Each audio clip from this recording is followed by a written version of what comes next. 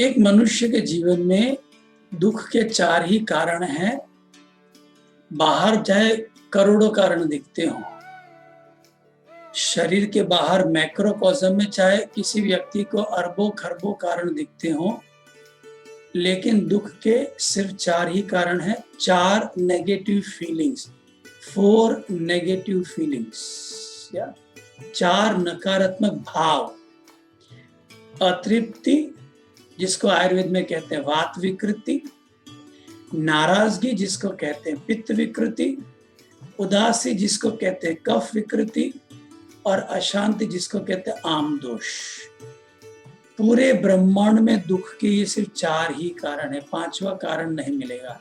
इसको योग की भाषा में वात, अतृप्ति, विपर्याया एक हो गया, पित्त, नाराजगी, विकल्पा दूसरा, कफ, उदासी,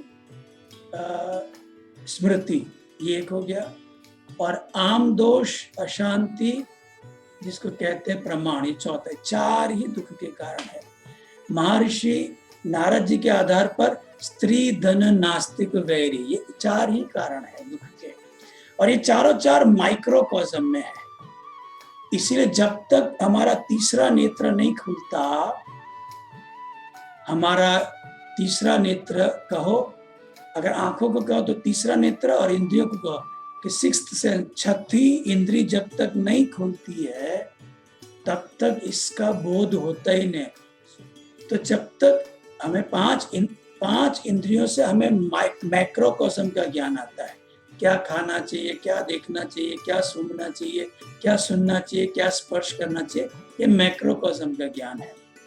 माइक्रोकॉस्म का ज्ञान आता है जब तीसरा नेत्र खुलता है या 6थी इंद्री काम करना शुरू करती है, तो ये होने लगता है, उसके बिना होता नहीं है।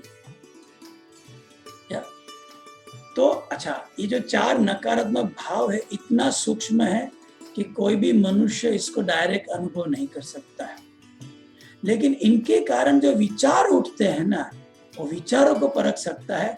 विचारों के आधार पर वो अपने नकारात्मक भाव को परख सकता है। क्या इसलिए विचारों को साक्षी भाव से देखने से क्या होता है, जैसे कहीं भी धुआं दिखे तो आप बेझिझक कह सकते हो आग लगी हुई है। क्यों? धुआं और आग युगपत है। वैसे विचार और नकारात्मक भाव ये युगपत है। नकारात्मक भाव पकड़ में आते ही नहीं है क्योंकि इतने सूक्ष्म है। तो विचारों को देख सकते हैं और विचारों के आधार पर भाव को परख सकते हैं, और उस आधार पर जीवन को बदलना होता है। उस आधार पर जीवन को बदलना होता है। जीवन नहीं बदलेंगे, कोई व्यक्ति पूरी उम्र साधना करता रहे, कोई फर्क नहीं आएगा, क्योंकि उसके अंदर विवेक ही उदय नहीं होगा। न विवेक उदय होगा, न वैराग्य आएगा, न षट संपत्ति होगी, न मुमुक्षुत्व होगा, न मुक्ति होगी। इसलिए खाली ध्यान करने से कुछ नहीं होता।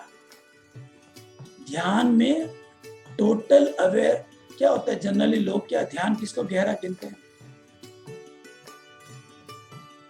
टोटल रेस्ट नो अवेयरनेस, लोग इसको गहरा ध्यान गिनते नहीं, ये तो तंद्रा अवस्था है। निंद्रा अवस्था से निकल के तंद्रा अवस्था में गया। ध्यान होता है तुरीय अवस्था में, जब पूरी सजगता हो, अर्थात हमारा 6ठा नेत्र खुला हो और पूरा विश्राम हो, टोटल रेस्ट हो, तब जाके व्यक्ति के अंदर तत्वबोध शुरू होता है। Total awareness and total rest, ये बहुत रेयर कॉम्बिनेशन है, लेकिन गुरु जी की कृपा से हम सबके लिए संभव है। It's a rare combination, but just because of Guruji's grace it is very possible for all of us। तो जब पूरी अवेयरनेस होती है, पूरा रेस्ट होता है, उसके पश्चात मन में चंचलता आती है तो पकड़ में आती है। जैसे आपका कपड़ा गंदा हो, उस पर 2-4 और दाग लग जाएंगे, आपको पता भी नहीं चलेगा। कितना मेरी बात से सहमत हो? लेकिन कपड़ा एकदम साफ, टिनोपॉल व्हाइट, स्नो व्हाइट, जिस स्नो व्हाइट कहो, टिनोपॉल व्हाइट कहो, ऐसा बिल्कुल श्वेत कपड़ा हो, उस पर एक छोटा सा डॉट भी गिरेगा ना, छठ दिखने में आएगा। तो 14 प्रकार के रिपीटेड थॉट से हम फीलिंग्स को पकड़ सकते हैं। पहला विचार है देखने से आता है।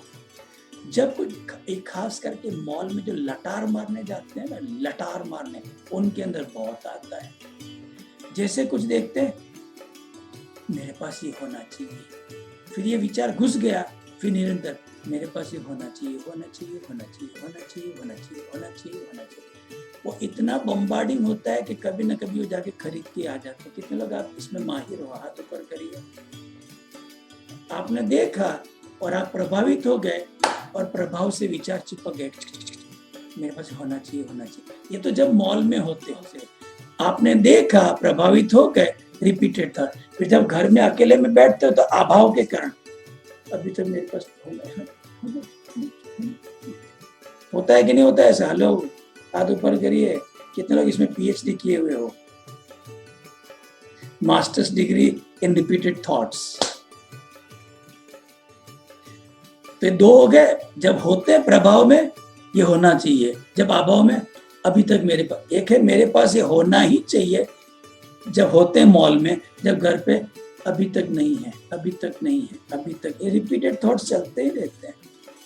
ये बताता है मन में अतृप्त है, वात विकृति, डायरेक्टली बताते हैं अतृप्ति है।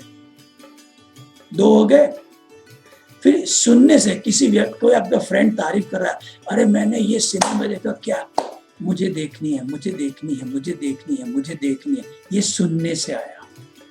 जब उसके साथ होते, जब अकेले में होते, अभी तक नहीं देखी, अभी तक नहीं देखी, अभी तक नहीं देखी, अभी तक नहीं देखी। ये किसी भी इंद्रियों की कोई भी सुख हो सकता है। 4 हो गए। ये चारों 4 दर्शाते हैं मन अभाव में है। अभी जब पार्टी शार्टी पे जाते हैं ना, तो कंपैरिजन आता है, उसके पास, उनके पास ज्यादा है, ज्यादा है, ज्यादा है, ज्यादा है, ज्यादा है, ज्यादा है, ज्यादा है, ज्यादा है। 5वां, जब अकेले में होता है, अभी मेरे को उनसे ज्यादा चाहिए, ज्यादा चाहिए, ज्यादा चाहिए, ज्यादा चाहिए, ज्यादा चाहिए, ज्यादा चाहिए, ज्यादा चाहिए। तो लोगों के साथ प्रभाव, अकेले में प्रभाव। 6 हो गए। फिर कभी लगता है उनसे आपके पास ज्यादा है, तो उनका अभाव आपके अंदर रिफ्लेक्ट हुआ, मेरे पास ज्यादा है, ज्यादा है, ज्यादा है, ज्यादा है, ज्यादा है, ज्यादा है। जब लोगों के साथ होते हैं, जब अकेले में होते हैं, मेरे पास हमेशा उनसे ज्यादा ही होना चाहिए, ज्यादा होना चाहिए, ज्यादा होना चाहिए। ये 8 प्रकार के रिपीटेड थॉट्स क्लियर कट बताते हैं मन में अतृप्ति है, शरीर में वात विकृति है, मन विपर्याया की वृत्ति में फंसा हुआ है। 8 प्रकार के विचारी दर्शाते हैं। लेकिन हम इसको क्या कहते हैं? No, this is the drive in life towards misery. I tell you, लोग क्या बोलते हैं? This is the drive in life, I tell, towards one way ticket to hell है वो। अभी इसके आधार पर हम योजनाएं बनाते हैं, कैसे उसको हासिल करेंगे, कैसे पाएंगे, योजनाएं बनाते हैं। इसलिए कहते हैं सहज ध्यान के समय योजना बनती है तो मन को सहज मंत्र लेके रोकना चाहिए। ये 8 प्रकार के रिपीटेड थॉट्स हो तो भी रोकना चाहिए, और मन योजना बनाते हो तो भी रोकना चाहिए ध्यान के दरमियान। नहीं तो आनंद कभी अनुभव नहीं होगा। आनंद तो दूर की बात है, परमानंद शब्द शब्दकोश में से निकाल के फाड़ के फेंक देना चाहिए, वो मिलने वाला भी नहीं है परमानंद। अर्थात हमारी जब प्रेजेंस आनंदमय हो जाती है, उसको कहते हैं परमानंद। शरीर में आनंद हो, आनंद है, लेकिन हमारी प्रेजेंस में भी वो झलकता, वो परमानंद है। अभी इस जो योजनाएं बनाए, उसके आधार पर 9वां रिपीटेड थॉट आएगा, होगा क्या, होगा क्या, होगा क्या, होगा क्या, होगा क्या, होगा क्या, होगा क्या, होगा क्या, या मैं पा पाऊंगा, पा पाऊंगा, पा पाऊंगा, पा पाऊंगा। 10वां, पा पाऊंगा या नहीं पा पाऊंगा, उसमें थोड़ा डाउट आ जाता है। पहले मैं कैसे पाऊंगा, how how how how how how, will और विलर। दूसरा विल और विलर। 10वां। 11वां, if not then what, if not then what, if not then what. ये होता है एप्रीहेंशन एंजाइटी। 11 हो गए। अभी वो नहीं हुआ, 12वां रिपीटर, अब नहीं हुआ, अब मेरा क्या होगा, अब नहीं हुआ, मेरा क्या होगा, अब नहीं हुआ, 12वां।